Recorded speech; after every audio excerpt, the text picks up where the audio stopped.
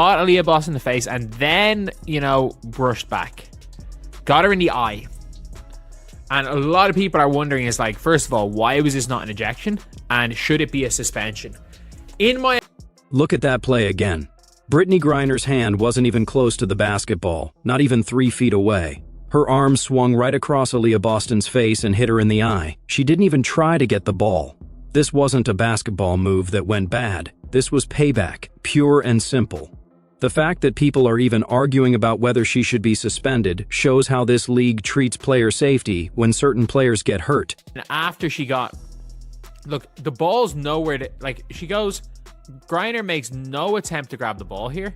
Griner is nowhere near the ball. She's not within a meter of the ball.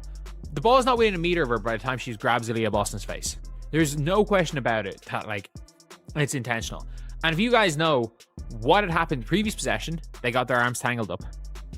And the fact that there is a history of Aaliyah Boston and Brittney Griner going at it.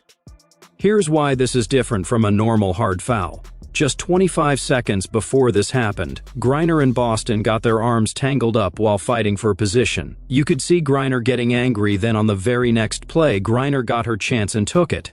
That's not an accident during a normal play. That's an experienced player who has gotten into fights before, deciding to send a message.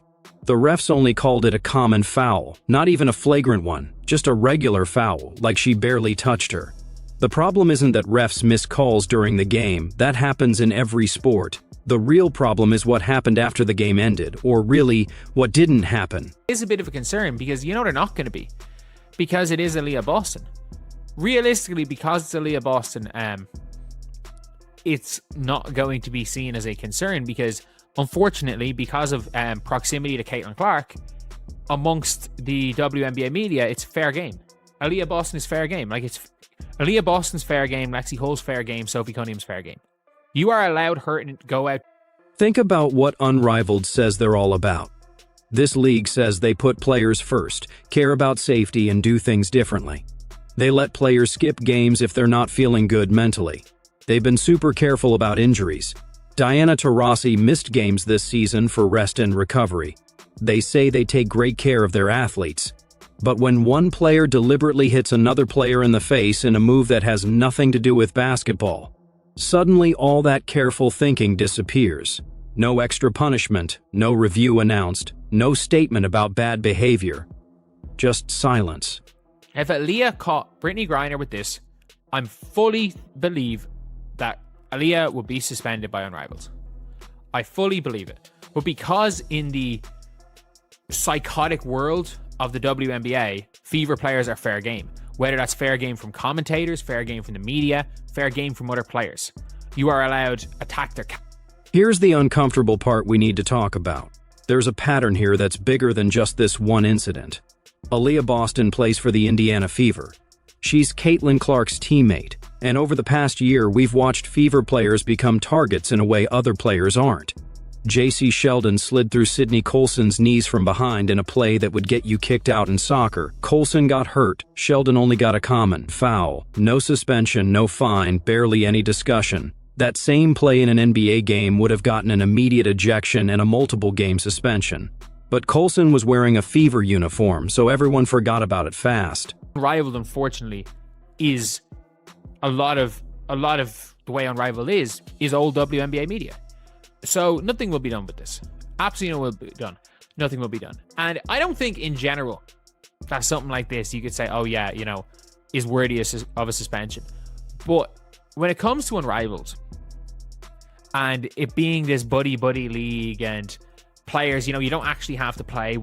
The unfair treatment becomes even more obvious when you flip it around. Imagine if Aaliyah Boston had swung her arm across Brittney Griner's face. Imagine if a Fever player had slide tackled a Mercury or Sparks player from behind and hurt them.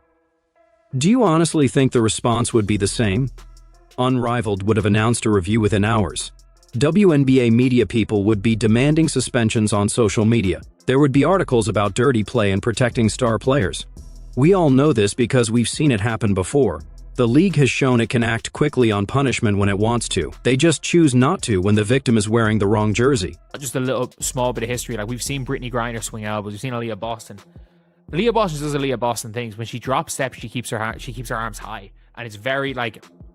And the thing is, like, it's ironically, based on the rules of basketball, it is a perfectly legal elbow to the face. Like, she's in her cylinder. There's nothing wrong with it in the rules of basketball, but she does elbow people in the face. Let's be very clear here. Now let's talk about the basketball history between these two players, because this tension isn't new. Brittney Griner and Aaliyah Boston have gotten into physical fights multiple times over the past 2 WNBA seasons. Griner throws elbows when playing near the basket. That's been part of her game for years.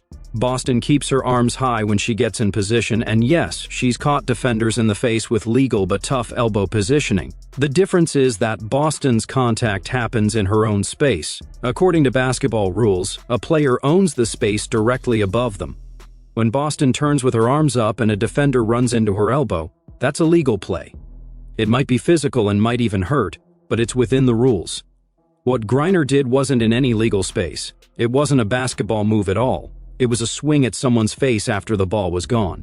But here's what really shows the problem with how this league works. After this incident, people weren't talking about whether Griner should be suspended. They were talking about whether Aaliyah Boston deserved it. Let that sink in. A player gets hit in the face as payback, and some WNBA media people immediately started debating whether the victim had it coming. Not because Boston did something really bad or crossed a line, but because she plays next to Caitlin Clark, and that makes her fair game. This is the same attitude that surrounded the Kennedy Carter hip check on Clark last season, the same attitude around Angel Reese's repeated hard fouls that somehow never got her suspended. The same attitude that lets commentators call Fever fans the dark side without any consequences. There's a list of acceptable targets in this league, and everyone knows who's on it.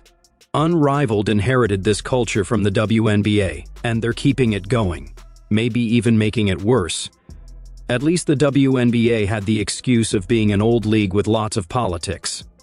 Unrivaled is supposed to be the fresh start, the player empowerment league, the place where things are done differently.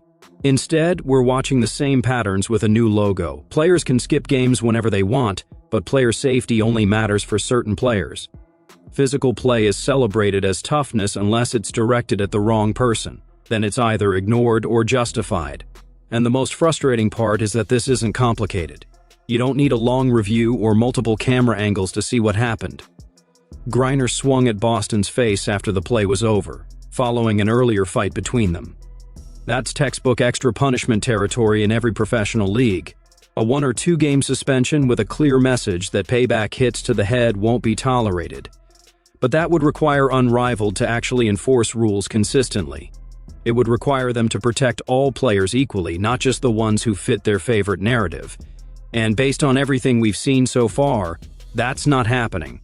The league had a chance here to set a tone, to show that their player safety talk actually means something, to prove that being a new league means being a better league.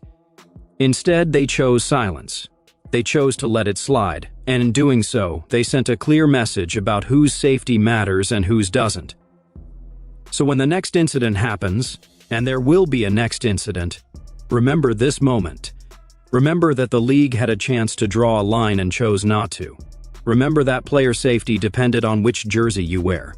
And remember that all the progressive branding in the world doesn't mean anything if you won't enforce your own rules. Should Brittney Griner be suspended for this? Absolutely.